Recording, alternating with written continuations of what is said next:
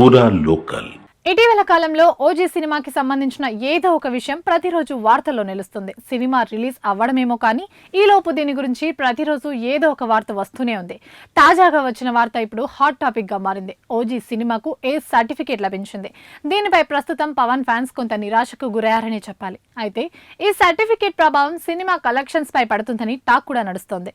ఏ certificate సినిమాలకు 18 సంవత్సరాల లోపు పిల్లల్ని థియేటర్లలోకి అనుమతించరు. పాపులర్ హీరో సినిమాకు సెన్సార్ బోర్డ్ సర్టిఫికేషన్ ఏ సర్టిఫికేట్ ఇచ్చిందంటే చిన్న విషయం కాదు. ఎందుకంటే స్టార్ అండ్ మాస్ హీరోలకు బోల్డంత మంది పిల్లలు అభిమానులుగా ఉంటారు. తాము అభిమానించే హీరో సినిమాను తప్పనిసరిగా చూడాలని కోరుకుంటారు.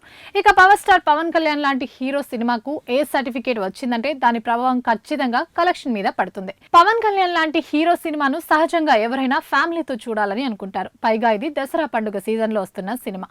అయితే ఏ సర్టిఫికేట్ కారణంగా ఈ మూవీని ఫ్యామిలీతో చూడలేని పరిస్థితి ఏర్పడింది ఇప్పుడు.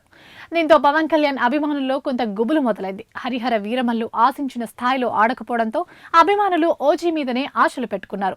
తప్పనిసరిగా ఈ సినిమా పవన్ కళ్యాణ్ గత చిత్రాల రికార్డులను బద్దలు కొడుతుందని అనుకుంటున్నారు. దీనికి తోడు ఏపీ, తెలంగాణ రాష్ట్రాల్లో సినిమాకి ప్రీమియర్ షోకు అనుమతి లభించడం, అక్కడ 1000 రూపాయలు, ఇక్కడ 800 టికెట్ రేటు పెట్టడంతో ఈ ఏడాది అత్యధిక వసూలు సాధించే చిత్రంగా ఓజీ నిలుస్తుందని ఆశపడుతున్నారు.